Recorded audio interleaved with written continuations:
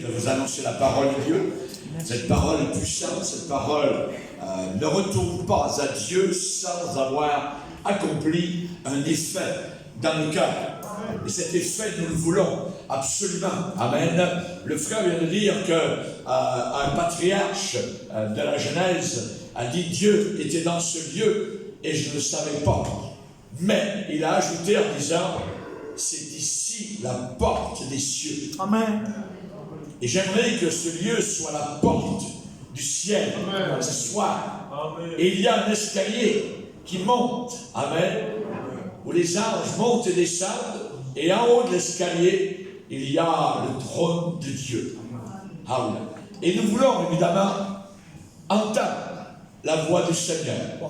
C'est un grand privilège d'être là ce soir, parce qu'une seule réunion inspiré du Saint-Esprit, sous l'abri du Saint-Esprit, est capable de changer radicalement nos vies. Que nous soyons chrétiens ou non, il y a une transformation qui vient au travers de la parole annoncée. Et ce soir, comme je l'ai fait à d'autres soirées, une certaine soirée, je vous ai parlé sur la dame de la nuit. Et j'aimerais ce soir prendre la contrepartie et vous parler de la dame du jour. La reine revêtue de vêtements d'or. L'épouse de Jésus-Christ, dont vous faites partie.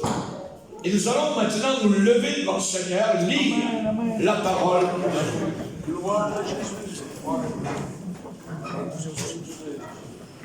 Psaume 45.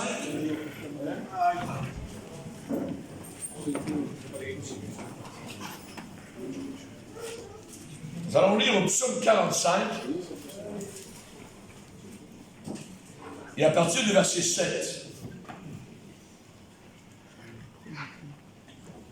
Psaume 45, verset 7.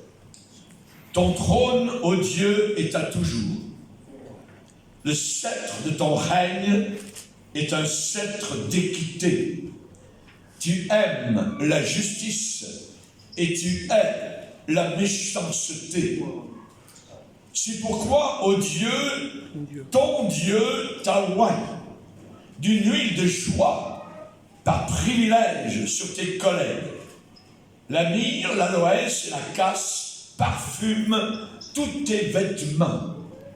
Dans les palais d'ivoire, les instruments à cordes te réjouissent. Des filles de rois sont parmi tes bien-aimés. La reine est à ta droite, parée d'or, d'Ophir. Écoute, ma fille, vois et prête l'oreille. Oublie ton peuple et la maison de ton père. Le roi porte ses désirs sur ta beauté. Puisqu'il est ton Seigneur, rends-lui tes hommages. Et avec des présents, la fille de Tyr, les plus riches du peuple rechercheront ta faveur. Toute resplendissante est la fille du roi à l'intérieur du palais. Elle porte un vêtement tissé d'or. Elle est présentée au roi, vêtue de ses habits brodés, et suivie des jeunes filles, ses compagnes, qui sont amenées auprès de toi. On les introduit au milieu des réjouissances et de l'allégresse. Elles entrent dans le palais du roi. Seigneur, nous te bénissons. Alléluia. Nous te glorifions, Seigneur. Alléluia. Pour ta présence, ta grâce, ta gloire, ton amour, ta puissance, ta majesté. Nous prions que le Saint-Esprit nous fasse comprendre ce soir ce qui nous attend, Seigneur. Les réjouissances, la gloire, Seigneur, que tu as préparé pour tes bien-aimés. Aide-nous à comprendre le rôle que nous allons jouer pour l'éternité. Et cela, nous le demandons à cause de notre futur époux, le Seigneur Jésus-Christ. Amen et Amen. Et tout le peuple dit Amen. que Dieu soit béni. L'épouse de Christ. Nous allons parler ce soir.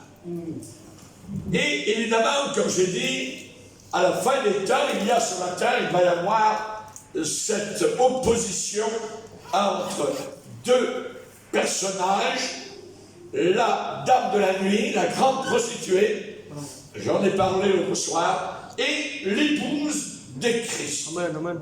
Nous allons ce soir parler de l'épouse de Christ. Un sujet plus réjouissant, évidemment, que ce que nous avons vu, mais nous devions le voir parce qu'il faut connaître, évidemment, toutes choses. Et c'est une merveilleuse image que nous allons voir de Jésus-Christ et l'épouse que nous avons lue dans le psaume 45. Il y a un très, très, très grand mariage qui va se produire. L'écrivain du psaume 45 a le cœur bouillonnant d'extase, de bonheur, de ravissement, d'excitation. Et ce psaume commence en disant « chant d'amour », cantique d'amour. Alléluia. Et il va commencer en disant des paroles pleines de charme, bouillonnent dans mon cœur. Donc l'écrivain peut à peine se contenir parce qu'il va décrire quelque chose de formidable. Il va essayer de décrire quelque chose qu'il voit avec les yeux du Saint-Esprit. Une cérémonie incroyable avec un époux grandiose, puissant, et une épouse magnifique, très belle et habillée, revêtue d'or.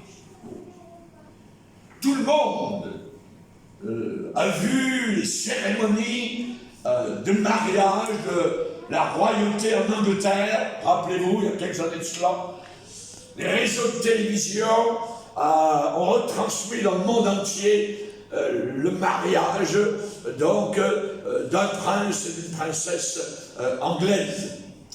Et les commentateurs, évidemment, étaient tout excités. Chaque détail était décrit. Le palais, les richesses étaient décrites, les couronnes, les diamants du prince. Et du côté de la princesse, chaque détail était donc décrit.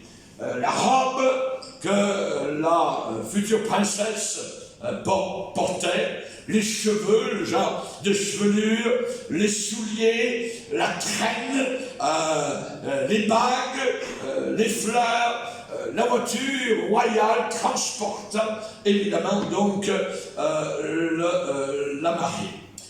Et pendant que le couple était l'un à côté de l'autre, pendant la cérémonie du mariage, un commentateur de télévision a commenté en murmurant « Qu'est-ce qu'elle est belle! Regardez ses souliers, regardez les fleurs. » Et la caméra fait un zoom donc sur soit la bague, soit les fleurs, soit donc les souliers. Et au travers de la terre, les gens pleuraient.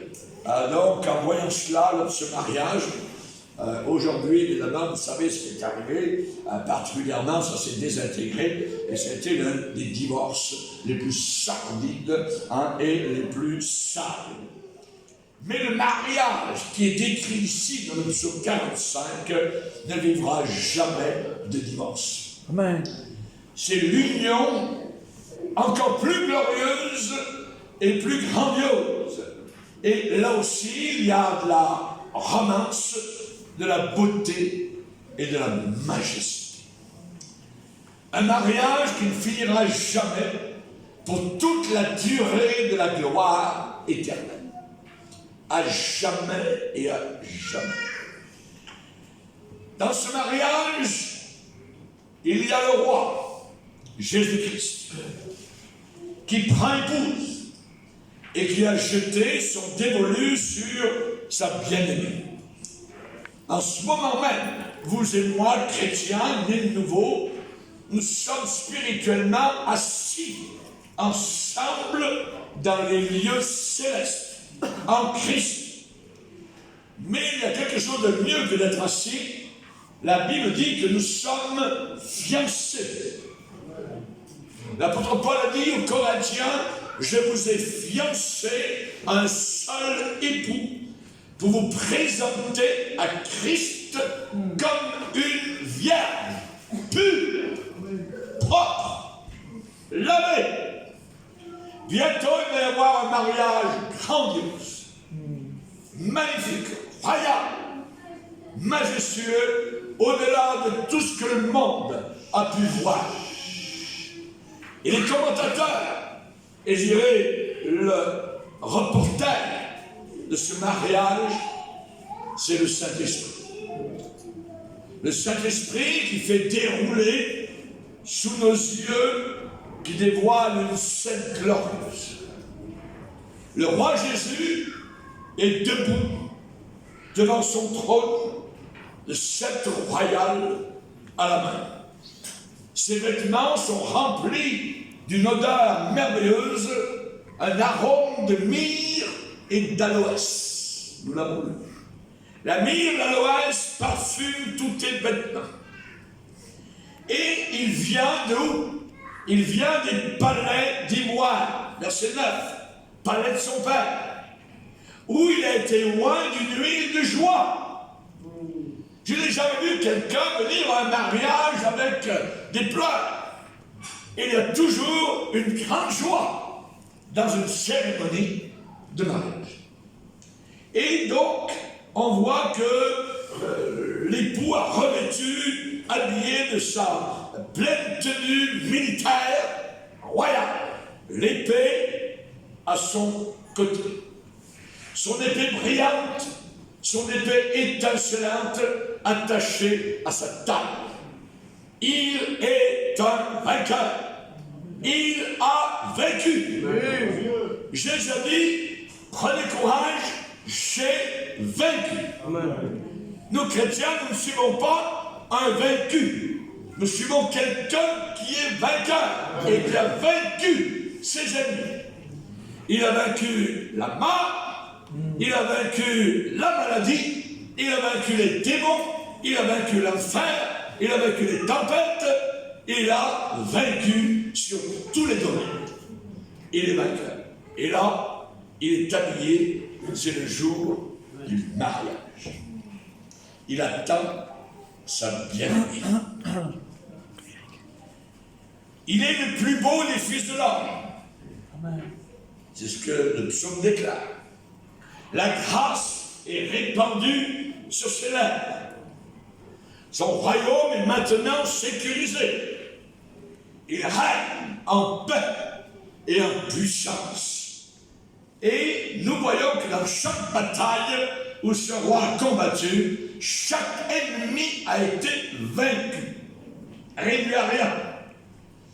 Chaque action de grâce et de miséricorde qu'il a accordée avait un seul but, une seule convergence pour son épouse, pour vous et moi. Pour ce moment-là, le moment du mariage entre l'époux céleste et l'Église de Jésus-Christ.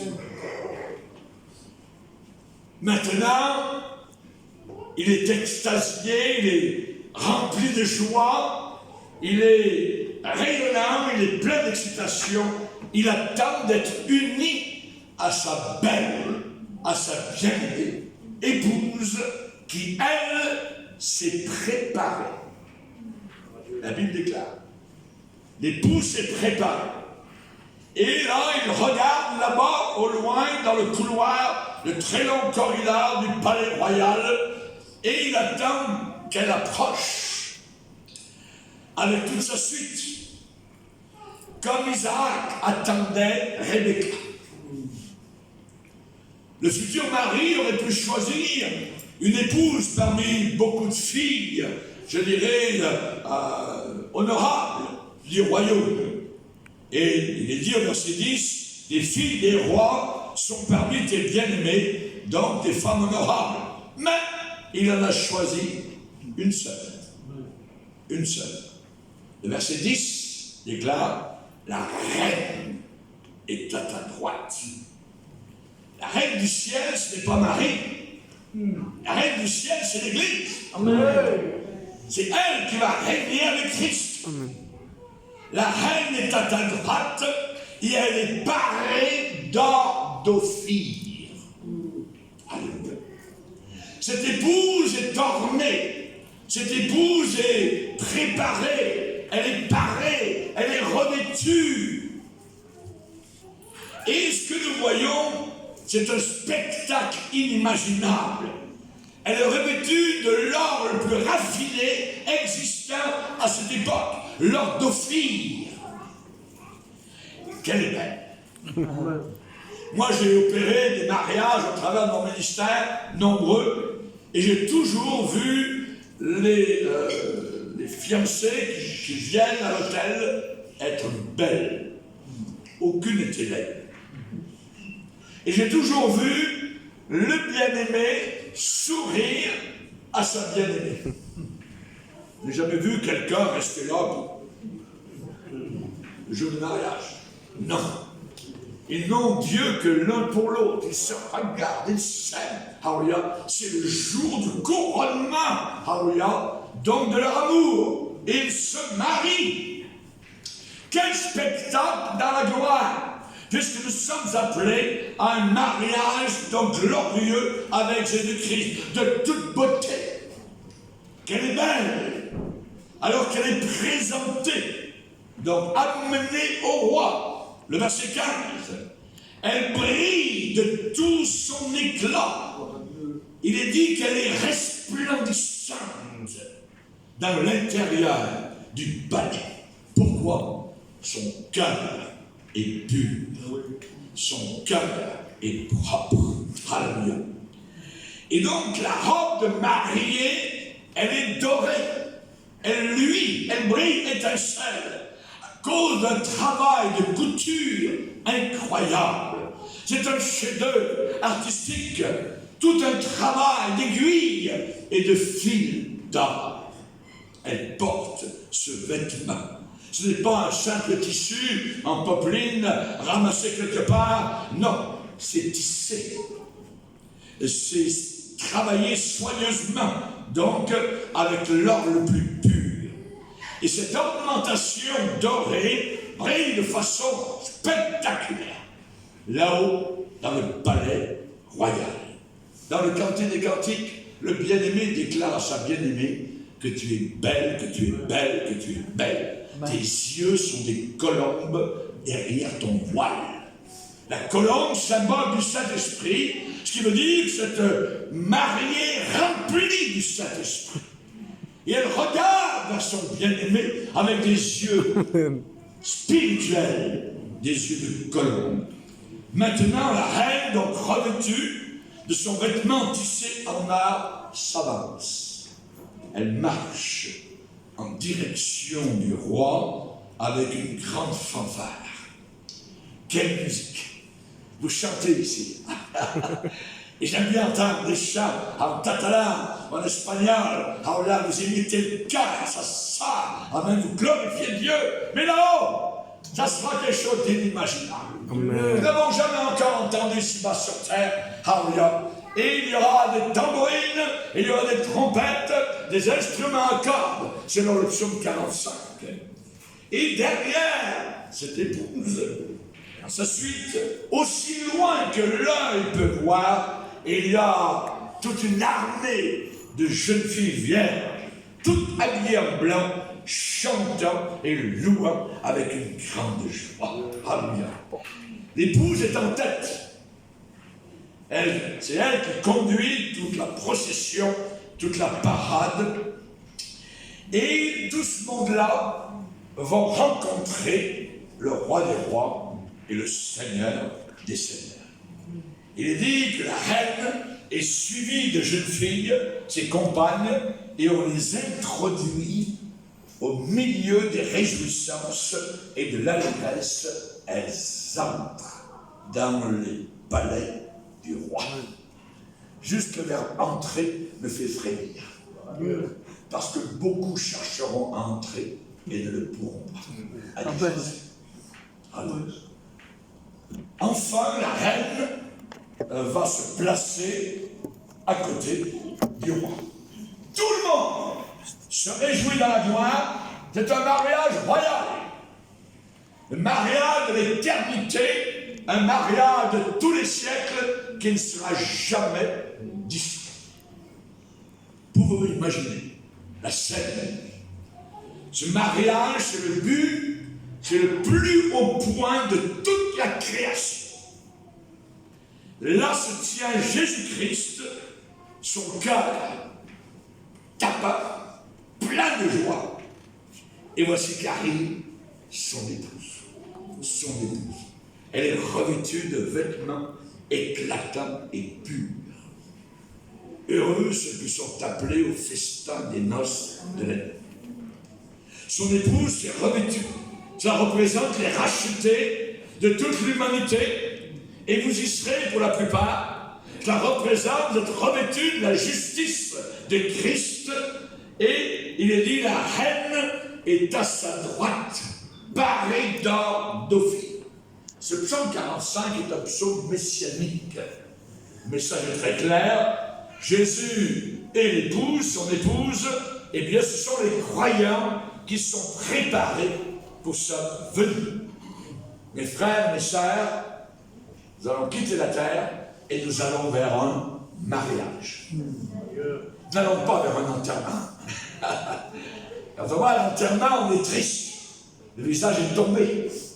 Mais le visage de l'Église, déjà sur la terre, doit être un visage rehaussé, joyeux, resplendissant, rempli de l'Esprit de Dieu, parce que nous allons vers un mariage.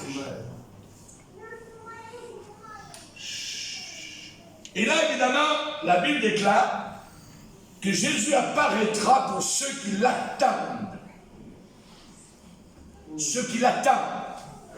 Il y a beaucoup de gens dans l'Église aujourd'hui qui n'attendent pas le Seigneur. Et il ne revient que pour ceux qui l'attendent. L'épouse est dans l'attente, actuellement. Et ceux qui ont aimé le Seigneur et son avènement, eh bien, désirent cette, je dirais, ce contact avec le Seigneur Jésus-Christ. Le voir. Parce que la Bible dit, lui que vous aimez sans l'avoir vu. Je n'ai jamais vu Jésus.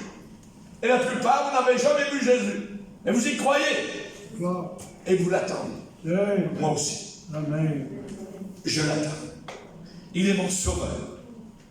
Et il revient pour ceux dont les cœurs sont sans tache ni ride. Selon Éphésiens chapitre 5.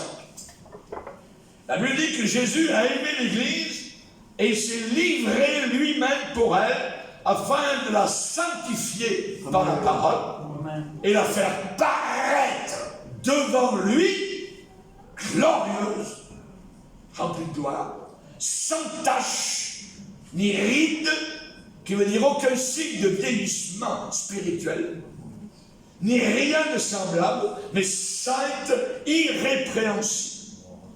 Et donc, ce que nous avons, eh bien, c'est quelque chose que le païen ne comprend pas du tout.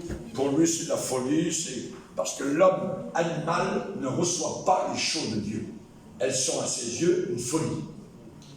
Et pour nous qui avons le Saint-Esprit, eh bien, ce que je suis en train de vous dire, c'est quelque chose de formidable et de glorieux. Alléluia.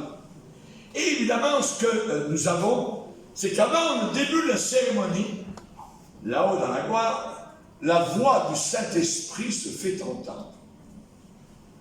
Alors que la reine, debout, devant son futur mari, alors que la cérémonie de mariage est sur le point de débuter dans le ciel, eh bien, il y a une autre voix qui soudain se fait entendre. La reine est revêtue. La reine, elle a ses vêtements d'or, elle est approuvée, elle est favorisée, elle est aimée, elle est beaucoup ornée, et le mariage est sur le point d'être accompli. Mais juste avant que le tout débute, il y a une voix qui lui parle, qui l'avertit. Et nous sommes à ce point-là. Nous sommes l'Église. Et il n'y a pas besoin de marcher pendant 2000 km pour aller au ciel. D'un instant à l'autre, on est transféré. Et juste avant, la voix du Saint-Esprit se fait entendre. La voix de l'Esprit. La voix avertit l'épouse.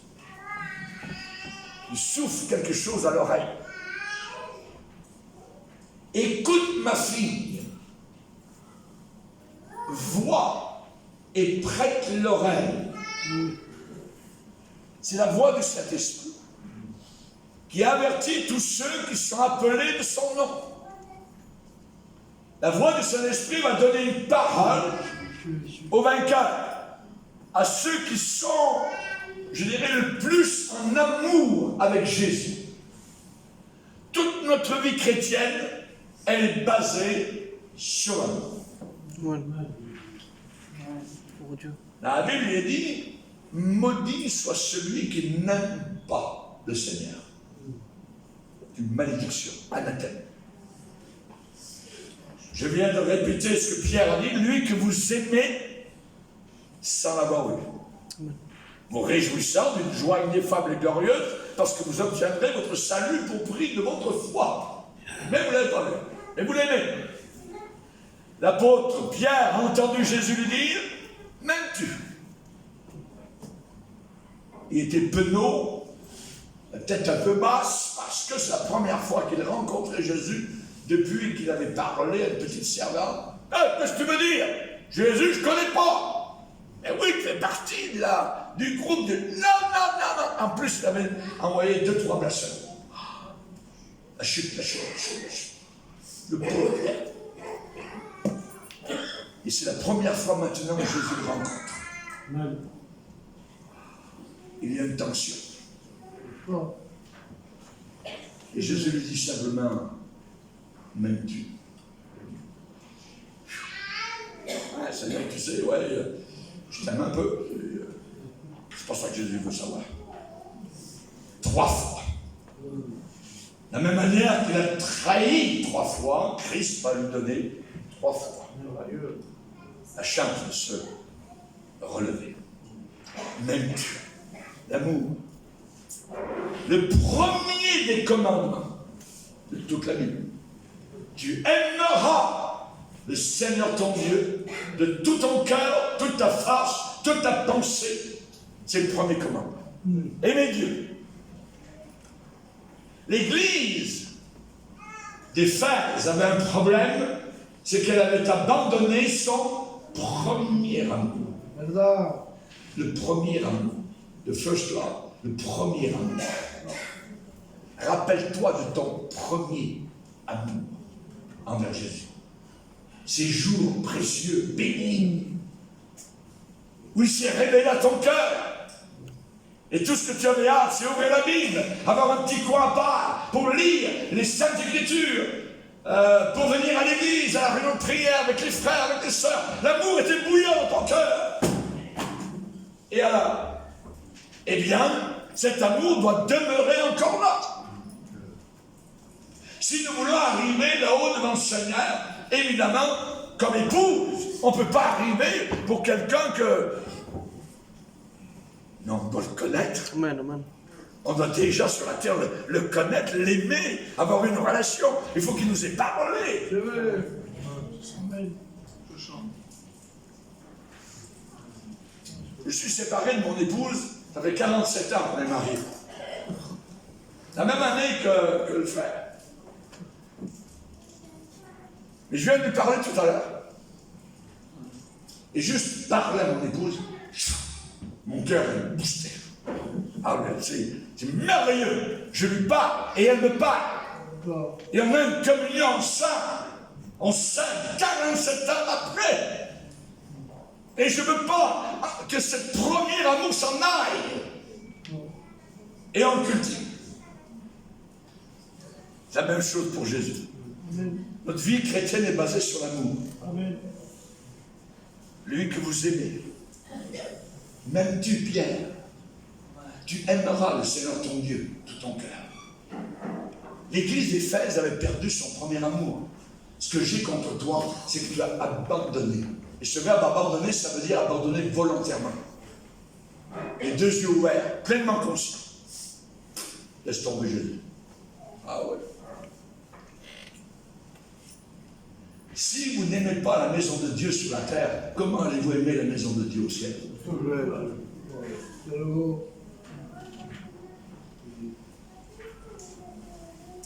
Le Saint-Esprit dit écoute, écoute, écoute. Sois attentif, considère, observe, prête l'oreille. Jésus a dit, si vous m'aimez, c'est pas de le dire. Si vous m'aimez, gardez mes commandements. C'est là où le pneu touche le goudron. Si tu m'aimes, démontre-le. C'est pas une des frissons, puis tout ça, puis non, non. Si tu m'aimes, obéis à ce que j'ai dit. Et cette voix, elle arrive vers l'épouse, dans les derniers moments, juste avant que le mariage soit confirmé. Elle arrive maintenant, nous, Église, de la fin des temps. Nous sommes à un pouce de l'enlèvement du mariage. Et le Saint-Esprit nous parle. Comprenez que l'épouse a déjà été choisie. L'épouse a déjà été appelée. Son cœur a déjà été gagné, je dirais, à son époux. Elle a quitté sa maison, elle a quitté sa famille, son pays. Elle s'est consacrée. Comme Rebecca. Rebecca a quitté pour aller. Il y a eu un voyage. Elle ne l'avait jamais vu. Mais le serviteur Eliezer parlait en cours de route. Et tu sais, Rebecca, je vois que tu es un peu découragé aujourd'hui, mais je vais te parler de celui avec qui tu vas te marier. Moi, je le connais. Il est formidable, tu vas voir. Il est beau. Il est puissant. Il va t'aimer. Ne te décourage pas. Et donc, elle était encouragée. Mais elle avait déjà quitté. Elle avait dit, j'irai. La question avait été posée, veux-tu aller avec cet homme qui représente le Saint-Esprit? Elle avait dit, j'irai. Nous avons dit, je vais aller. J'obéis. Seigneur, je veux te suivre. Et nous voyons donc que l'épouse, elle est pleine de joie parce qu'elle aime passionnément le roi. Vous savez, Pilate a dit à Jésus, hey, Jésus, t'es donc roi? Est-ce que t'es un roi? Jésus était couronné d'épines, il était lié, les mains dans le dos, il était sanguinolent. T'es donc un roi? Et qu'est-ce que Jésus a répondu? Majestueusement, tu le dis, je le suis. Mais mon royaume n'est pas ici. Et l'épouse s'en va vers ce roi. Vers ce roi. Est-ce que vous vous considérez comme étant choisi du Seigneur? Amen. Est-ce que vous vous considérez comme couvert par son sang? Est-ce que vous vous considérez comme étant racheté? Est-ce que vous vous considérez comme étant la prunelle de son œuvre? Est-ce que vous pouvez dire, il est à moi? Et je le suis consacré, je suis dédié. J'ai donné ma vie à ce Jésus. Seigneur, je t'aime de tout mon cœur. Est-ce que tu peux dire ça aujourd'hui? Est-ce que tu peux dire, avec la syllabique du Cantique des Cantiques, j'ai trouvé celui que mon cœur aime, je l'ai saisi et je ne l'ai pas lâché. Je ne l'ai pas lâché. Je ne l'ai pas abandonné. Je ne l'ai pas quitté. Si vous voulez faire partie de l'épouse de Jésus-Christ, eh bien, c'est pas seulement d'être soucieux d'échapper à l'enfer. Non. C'est plus que ça. C'est de ne pas être absent le jour du mariage. Je veux être là. Est-ce que tu veux être là? Amen. Amen. Alléluia. Vous devriez frémir d'horreur à la pensée de ne pas faire partie de l'épouse de Jésus-Christ, de son étreinte, et de ne pas passer l'éternité avec lui. Le message de Saint-Esprit à l'épouse, c'est oublie ton peuple. Oublie ton peuple et la maison de ton père. Moi, j'ai oublié mon peuple et j'ai oublié la maison de mon père. Mon père, c'était Satan. Et je l'ai oublié. Et je veux l'oublier. Et je veux m'en ficher. Amen. Oublie la maison de ton père. Avant d'être sauvé, tu sers le diable. Tu es enfant du diable. Créature de Dieu, c'est vrai, mais tu sers Satan. Oublie la maison de ton père. Viens vers Jésus. Et le Saint-Esprit murmure, doucement et légèrement, c'est pas suffisant de quitter, d'abandonner ton passé derrière toi. Il faut complètement l'oublier. L'oublier. Tournez la page. Ça veut dire enlève complètement de ta pensée tes amours passés, tes distractions passées, tes soirées passées, tes nuits passées avec ton père, le diable, Satan. Oublie ça. Amen. Sors de là pour faire partie de l'épouse de Christ. Oh Dieu. Paul a dit oubliant ce qui est en arrière. Je me précipite vers ce qui est en avant. Amen. Alléluia. Quiconque met les mains à la charrue et regarde en arrière, veut retourner en arrière, comme le peuple d'Israël dans le désert. Hein, là-bas, en Égypte, tout ça, on avait des oignons, puis on avait du poisson, puis tout ça, puis là, on a juste de la manne qui tombe tous les matins. On est fatigué de la manne. Aujourd'hui, il y a des églises de chrétiens qui disent on est fatigué de la Bible. On ne veut plus la Bible, on veut s'amuser. On veut faire un club dans l'église. Il y a des églises, c'est des clubs de nuit. À l'intérieur, on danse. C'est abominable. C'est la prostituée, c'est pas l'église de Christ. L'épouse de Christ se garde pour Christ. Elle est propre, elle est pure, elle est bien habillée. Elle est revêtue de vêtements brodés. Il y a de l'aiguille qui passe au travers, je dirais, des coutures.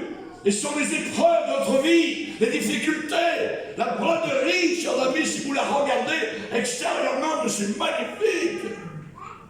Mais ouvrez l'intérieur. C'est plein de fils partout. Et notre vie, elle est pleine de fils ici-bas sur terre. Mais là-haut, comme soit tout cela sera oublié. Amen. Et nous serons finalement arrivés. Alléluia. Chers amis, Jésus a dit, quiconque d'entre vous ne renonce pas, ça veut dire n'abandonne pas tout ce qu'il possède, ne peut pas être mon disciple. Ce message du Saint-Esprit, le Saint-Esprit parle à l'épouse. Il dit, as-tu compté le prix à payer pour être uni éternellement avec ton époux céleste? Est-ce que tu vas, après le mariage, là-haut dans la gloire, lui donner juste un service de louange du bout des lèvres, comme tu le fais actuellement? Tiède. La tiédeur, c'est la pire affaire. Le Seigneur a dit, je te vomirai. Ça veut dire qu'il ne pourra pas garder sur son estomac spirituel ces chrétiens laodiciens de la fin des temps qui sont ni froids, ni bouillants. Ils sont tièdes. Parce que tu es tiède, je te vomirai. Le Seigneur veut des gens bouillants. Amen. Bouillants d'amour, évidemment, pour le Seigneur. Et Saint-Esprit nous parle et il dit, est-ce que tu as commencé ta vie chrétienne, et est-ce que tu veux vraiment l'achever, la finir? Car la fin d'une chose vaut mieux que son commencement. On a vu commencer. Des centaines, des milliers. Où sont-ils aujourd'hui?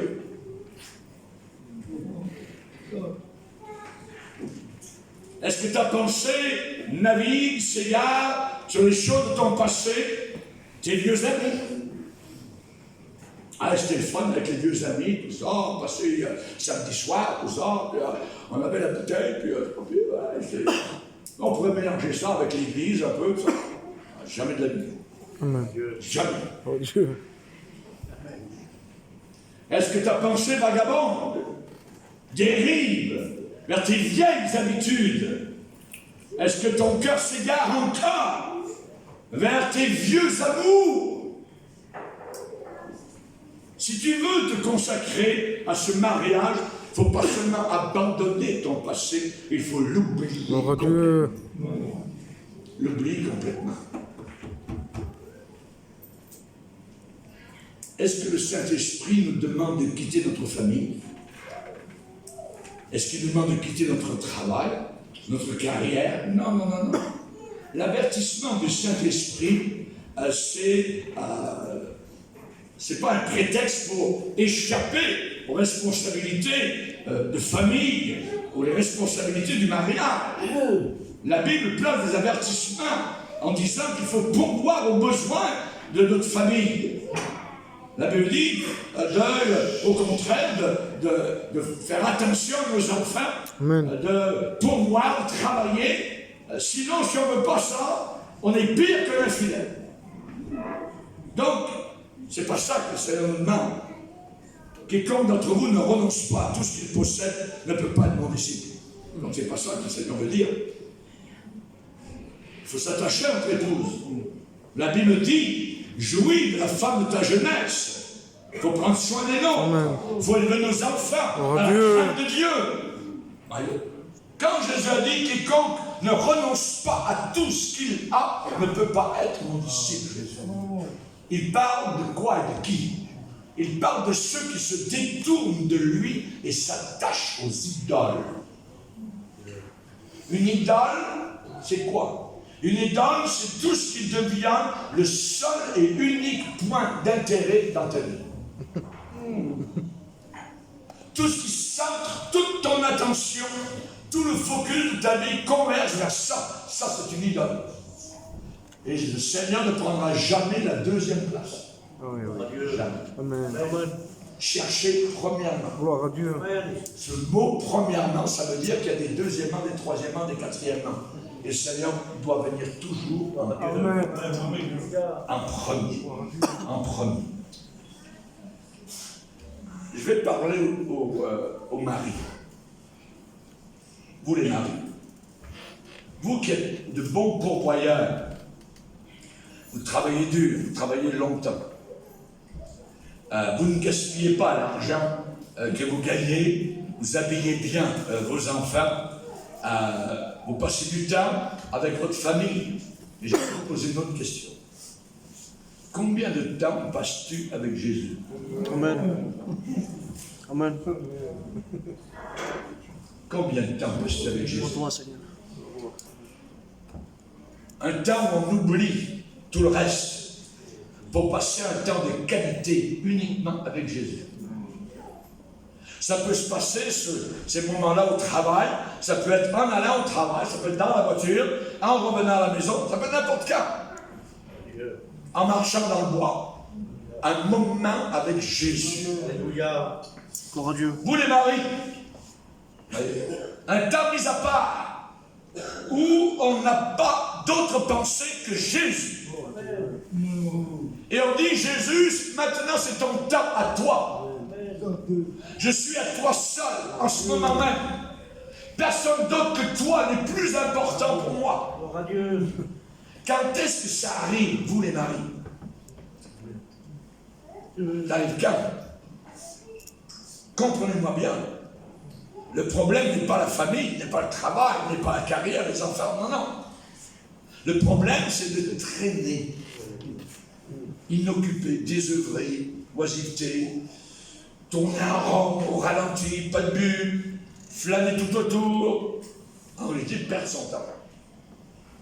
Perdre son temps. Et il y a des multitudes parmi le peuple du Seigneur qui passent leur temps de façon interminable avec des amis. Au lieu de rentrer à la maison, tout de suite pour prendre votre épouse dans vos bras, non, vous allez voir les amis là-bas au bar, puis on passe 1 heure, 2 heures, ça. Ah ouais. Mais combien de temps avec Jésus? Hein? Que d'heures passées qui ont été perdues. Perdues, des heures précieuses. Parce qu'on néglige notre Sauveur, notre Seigneur. La Bible dit racheter le temps. Le temps passe vite. Pour Dieu. Le sablier est en train de s'écouler rapidement. Les épouses. On a parlé aux maris, mais il faut parler aux épouses aussi. Vous les épouses, vous avez donné vos meilleures années. Pour votre mari, vos enfants, vous avez travaillé dur, vous avez été fidèles. Vous avez bien pris soin de votre famille, mais cependant, vous aussi, combien de temps accordez-vous à Jésus alors que vous êtes toute seule avec lui? La mère de John Wesley, elle avait toute une marmaille autour d'elle. Puis il y avait quasiment juste deux ou trois pièces dans la maison. Mais quand la maman, Madame Wesley, prenait son tablier et qu'elle le mettait sur la tête, tous les enfants se taisaient. Parce qu'elle passait son temps là, dans la cuisine, parce qu'il n'y avait pas d'autre endroit, à prier le Seigneur. Amen. Pas étonnant qu'elle a eu un Charles Wesley qui chantait devant des foules de milliers de personnes, et son frère, John Wesley, qui a attiré des milliers d'âmes à Jésus-Christ. La maman, elle priait tous les jours. Les enfants savaient, quand la maman prenait le tablier et le mettait sur la tête, c'était le moment où elle priait. Il y a toujours un moyen pour être avec le Seigneur. Amen. La Bible dit, approchez-vous de lui, et il s'approchera de vous. Alléluia. Les grands-pères, les grands-mères, vous qui êtes seuls, vous les célibataires, un jour vous serez devant le tribunal de Christ, pas devant le grand jugement blanc.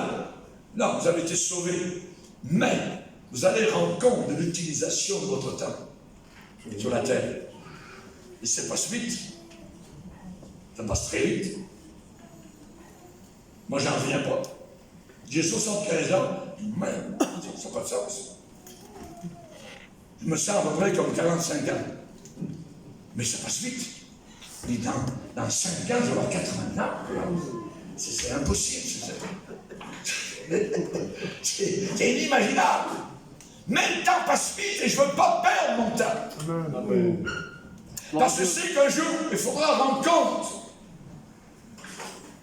Et Dieu tient ses livres à jour. Et Dieu sait exactement combien d'heures sont passées sur des bonnes choses, c'est vrai, les enfants, l'épouse, vos intérêts personnels, le travail. Mais le Seigneur va mettre tout cela dans ses balances. Il va peser tout cela par rapport aux heures que vous lui avez données. Je me demande si la balance va même bouger. C'est vrai.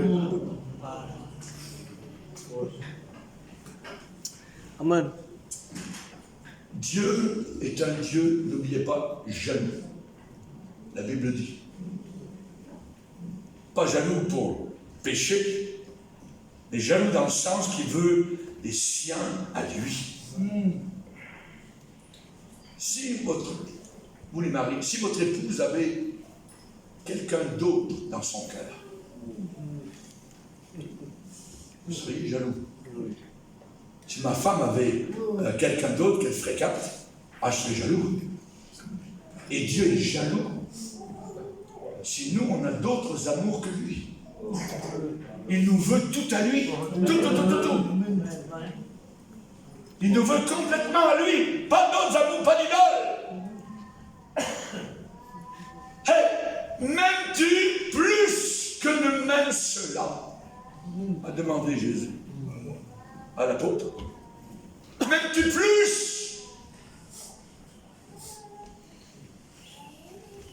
que vous aimez le plus aura le plus de votre temps. Aura le plus de votre temps. Dieu nous aime de façon jalouse. Tu ne te prosterneras pas devant un autre Dieu, car l'Éternel porte le nom de jaloux. Il est un Dieu jaloux. Exode 34, 14. Le deuxième commandement de la Bible parmi les 10.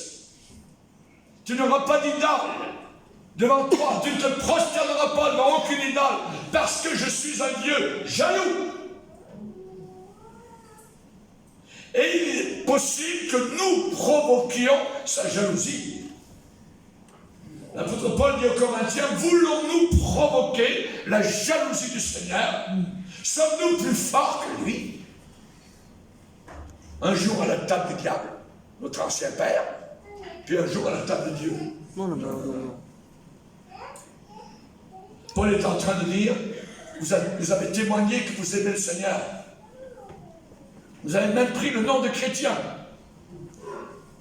Est-ce qu'il y a quelque chose qui a volé votre cœur?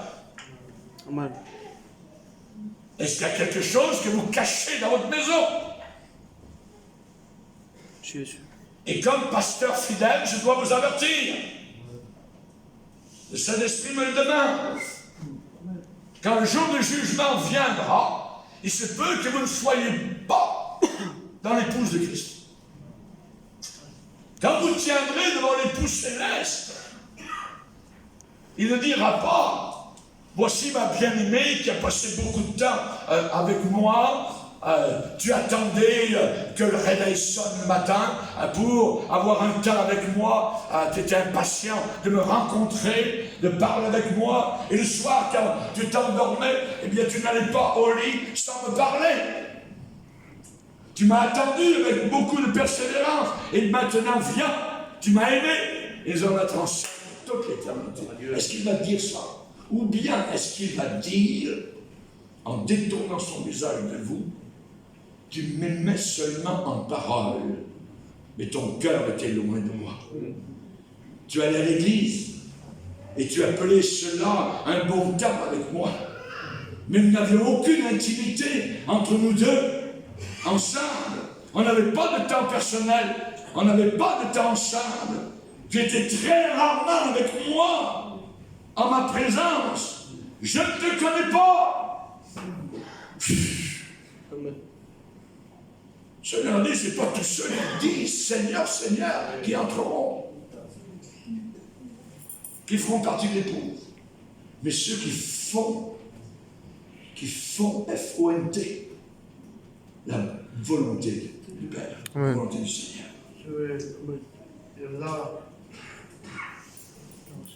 La Bible dit, la jeune fille oublie-t-elle ses ornements? La fiancée oublie-t-elle sa ceinture? Et mon peuple m'a oublié depuis des jours sans nombre. Comment échapperons si nous négligeons un si grand sacré? C'est vrai, vous pouvez dire que vous aimez Jésus, que vous allez à l'église, mais est-ce que vous le cherchez? Est-ce que vous le cherchez? Est-ce que vous l'avez cherché aujourd'hui? Est-ce que vous avez eu un temps aujourd'hui avec lui? Combien de livres vous lisez, si vous savez lire? Combien de séries télévisées vous suivez? Des heures, des magazines, des journaux, télévision, radio, vous allez d'une chaîne à l'autre, Internet, ainsi de suite, voyez. Mais jamais un seul instant pour passer du temps avec Jésus. Oui. Il faut fermer la boîte noire. Amen. Et dire, je m'en vais avec Jésus. Gloire à Dieu. Amen. Amen. Le temps s'écoule, le temps s'enfuit rapidement. Le sablier du temps tire à sa fin. Et bientôt, vous allez vous tenir devant Jésus. Comment allez-vous échapper à son jugement? Oh Jésus. Et j'aimerais vous dire particulièrement que moi j'ai voyagé dans certains pays, ils donneraient n'importe quoi pour une réunion comme ça. Parfois, dans certaines régions de la Roumanie ou des pays de l'Est, il y a juste le pasteur qui a une Bible. Personne n'a de Bible. Et nous aidons, nous, à partir de Canada, notre Église aussi, à imprimer des Bibles pour ces gens qui sont derrière, je dirais, dans les pays de l'Est. Parce que la Bible, quand on leur apporte des caisses de Bible, mais c'est inimaginable, on ne peut pas imaginer. Est-ce que vous savez, votre Bible, où est-ce qu'elle est ce soir? Il y en a qui aiment vraiment Jésus. Amen. Nous avons parfois à la maison une dizaine de Bibles. Et on a des églises, il n'y a aucune Bible, il y a juste le pasteur. Tout ce qu'il voudrait, c'est une Bible. Il y a une dame depuis le nord de la Russie à Sibérie, elle a fait un voyage, elle a économisé de l'argent pour prendre le train pour aller à Moscou. Parce qu'elle s'est dit, il faut que j'aille à Moscou pour avoir une Bible. Juste ça. Le but de son voyage, c'était de trouver quelque part une Bible, d'acheter une Bible. Oh Dieu. Et un de nos pasteurs canadiens s'est trouvé sur la place rouge cette journée-là. Et elle est arrivée. Et elle est venue vers lui. Elle dit, vous qui venez du Canada, est-ce que vous auriez une Bible? Il dit, certainement. Je suis venu juste pour ça. Dieu l'a conduit directement. Alors, le pasteur Jim Wheeler. Alléluia. Merci Seigneur. Quelle soif, quel amour. Quand on a donné la Bible, il a gêné les pleurs. Elle a mouillé toute la Bible de ses pleurs. Il faut aimer Jésus. Aimer sa parole. Ne pas se laisser prendre par l'esprit de ce monde. L'esprit du monde qui est en train d'attirer l'Église. La Bible, c'est Jésus. La Bible, c'est la parole de Dieu. Amen. Tout ce qui concerne, je dirais, Jésus-Christ est révélé dans la Bible. Si vous lisez la Bible et que vous ne trouvez pas Jésus, relisez. Parce que vous allez le trouver à toute l'heure. De la Genèse jusqu'à l'Apocalypse, il est partout. Vous allez le découvrir. Actuellement, il y a beaucoup de chrétiens qui sont marqués au fer rouge dans leur âme. Ils sont endurcis, ils sont stigmatisés. Vous savez pourquoi je vous le dis? Le péché. Le péché va vous endurcir. C'est spirituel. Moi, je prie tout le temps, Seigneur, garde-moi un cœur doux, un cœur sensible. Amen. C'est bon de pleurer à l'église. Il y avait un temps à l'église, quand on venait aux réunions de prière, il y avait des boîtes de Kleenex en allant, c'est rempli. Parce qu'on savait que les gens allaient pleurer devant le Seigneur. On allait toucher. Aujourd'hui, on n'a plus besoin de Kleenex. C'est plus propre. Mais c'est des cœurs plus durs. Et la Bible dit, faites bien attention, que personne n'ait parmi vous, les chrétiens, un cœur mauvais et incrédule. Qu'aucun de vous ne s'endurcisse par la séduction du péché. Le péché endurcit. On ne croit plus la parole de Dieu. On ne croit plus ce que le Seigneur a déclaré. C'est le pire des péchés. Le pire des péchés, c'est pas l'homosexualité, ou voler, ou tuer quelqu'un. Le pire, c'est de ne pas croire ce que Jésus a dit. Comment échappez-vous? Si vous négligez la croix, le calvaire, le sang, l'amour de notre futur époux, irez-vous au jugement, au grand trône blanc que j'ai décrit hier soir? Alors que sur vous sera marqué, il a négligé le Seigneur. Il a négligé le Seigneur. Il y a des gens qui ont eu le cœur gagné par Jésus, mais ils ne sont pas satisfaits avec Jésus. C'est bien ce que je dis. Leur cœur est gagné au Seigneur, mais ils ne sont pas satisfaits. Ils trouvent leur satisfaction dans le monde. Si Jésus ne vous satisfait pas, rien d'autre ne le fera. Rien. C'est pas suffisant que Jésus gagne votre cœur. Il faut que Jésus soit la satisfaction de votre cœur. À 21 ans, quand j'ai découvert Jésus, j'ai été satisfait. Amen. Et j'ai été satisfait tout le long du voyage jusqu'à aujourd'hui. Aujourd'hui, il m'a satisfait. Il est merveilleux. J'ai passé du temps avec lui. J'ai préparé cette réunion ce soir. Hallelujah. Quand certains frères sont venus me voir, c'était merveilleux, une belle communion. Gloire au Seigneur. Il y a beaucoup de chrétiens qui ne sont pas satisfaits avec Jésus. Ils sont toujours ou en haut ou en bas, selon les circonstances. Et la Bible dit que Jésus a satisfait l'âme assoiffée. Ce n'est pas ce genre d'épouse que le Seigneur veut. L'épouse doit avoir une certaine beauté. Moi, quand j'ai vu la jeune fille qui était dans l'église, et j'ai porté mes regards vers elle, oh, j'ai trouvé qu'elle était belle. Elle s'appelait André.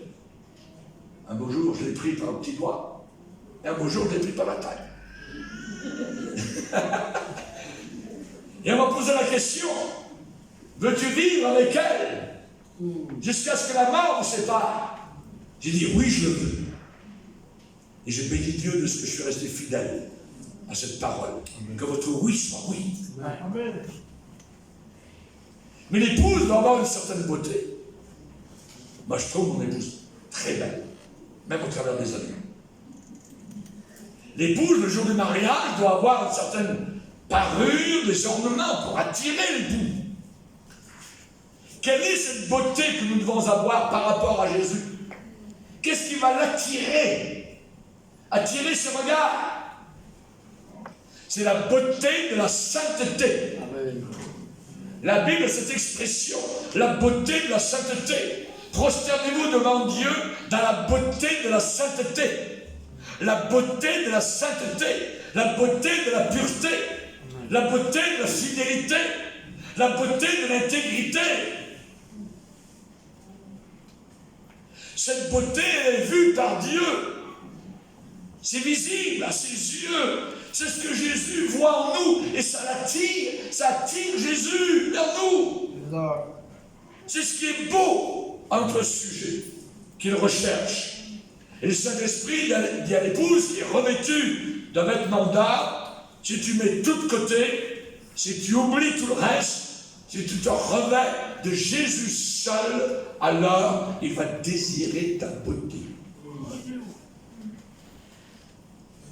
Qu'il n'y ait personne, ni rien entre lui et vous.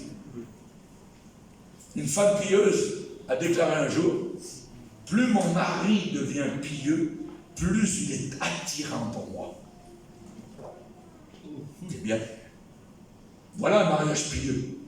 Plus vous vous donnez entièrement au Seigneur, plus vous devenez attirant et beau à ses yeux. Le verset du psaume 45 dit, le roi porte ses désirs sur ta beauté. C'est une pensée incroyable. C'est un fort désir, une sorte de nostalgie que le Seigneur a vis-à-vis de son épouse qui est encore sur la terre. Et Jésus ne pourra pas rester loin de nous parce qu'on est beau, parce qu'on est sanctifié, on est à part. Et il va se manifester, et il va venir parmi nous, et il va venir dans l'église parce qu'on est à lui totalement. On n'a rien dans ce monde. Ce monde ne m'a rien donné et ne pourra jamais rien m'apporter. Amen.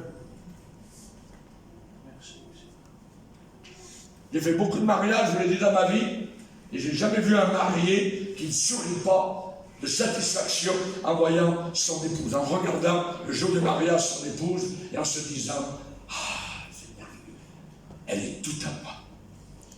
Elle est toute à moi. Alléluia. Et c'est la beauté dont je parle.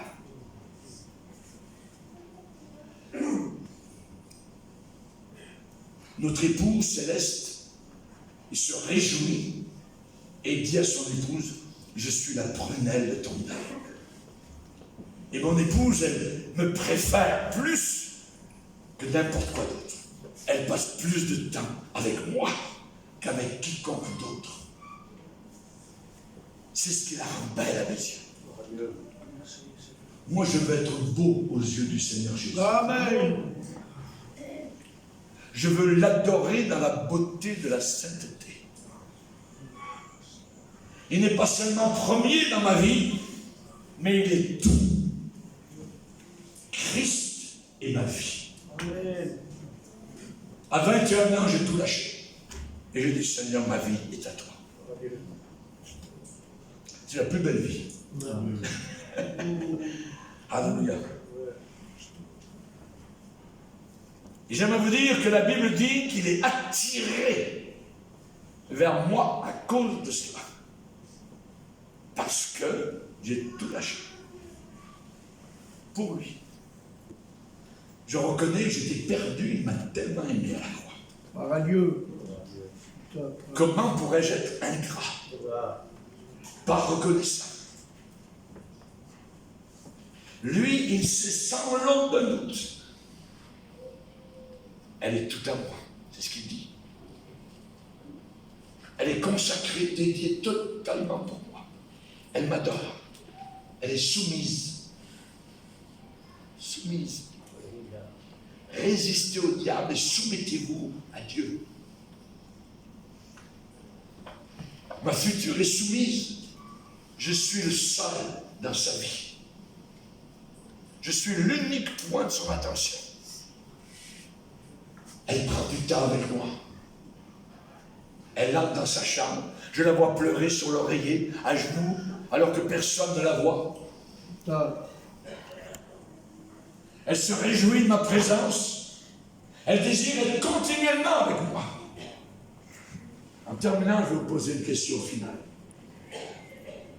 Si Jésus revenait cette nuit, seriez-vous dans la procession du mariage là-haut dans la gloire, en train d'approcher du trône?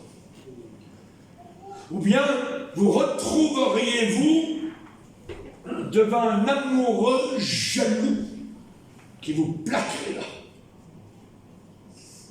Notre Seigneur nous veut tel. Il veut notre temps, notre attention. Parfois, quand on était avec l'ancien père, on pouvait passer des nuits entières à swinguer la bottine, à danser, ça nous faisait rien. Mais passer une nuit de prière, pour le pasteur t'en demande un peu trop. Est-ce qu'on l'aime? Est-ce qu'on veut le chercher? Le jour arrive où sa jalousie va fumer contre ceux qui se tournent vers de vaines idoles. Quand le jour du grand mariage va arriver, est-ce que Jésus va prendre ta main avec délice, satisfaction, et en murmurant à ton oreille, enfin, on est ensemble. Tu m'as tellement désiré. Tu m'as donné le meilleur de ta vie. Tu m'as donné le meilleur de ton temps. Tu m'as donné le meilleur de ton attention. Ou bien est-ce qu'il va vous dire, désolé, je ne te connais pas. On n'a pas passé de temps ensemble. C'était juste du fait, c'était juste l'extérieur, c'était un vernis, c'était une vitrine, mais il n'y avait rien derrière. Je te connais pas. Tu disais que tu m'aimais. Ah oui, mais tes actions ne correspondaient pas avec tes paroles. Tu me négligeais totalement. Nous n'avons jamais vraiment été intimes. Rappelle-toi sur la terre, je n'ai jamais vraiment eu ton cœur. Et maintenant, c'est trop tard. Elle va vous dire que ce monde dans lequel nous sommes va brûler. Tout va brûler. Si tu t'attaches à ce qui va brûler, c'était le problème de Madame Lot à Sodome. Elle est attachée. Elle a regardé là où son cœur était. Le feu de Dieu est venu sur elle. Le Saint-Esprit murmure à ton cœur maintenant. Écoute, écoute. Vois, prête l'oreille. Oublie ton peuple de péché. Oublie ton père, Satan. Tourne-toi vers moi. Baissons nos têtes et prions. Amen. Ah, Jésus. Nous bénissons. Seigneur, nous voulons te glorifier. Seigneur, nous sommes devant toi. Tu es le grand roi, majestueux, puissant, plein d'amour. Tu as pleuré, Seigneur, sur le tombeau de Lazare. Tu as pleuré sur la ville de Jérusalem. Seigneur, est-ce que tu pleures sur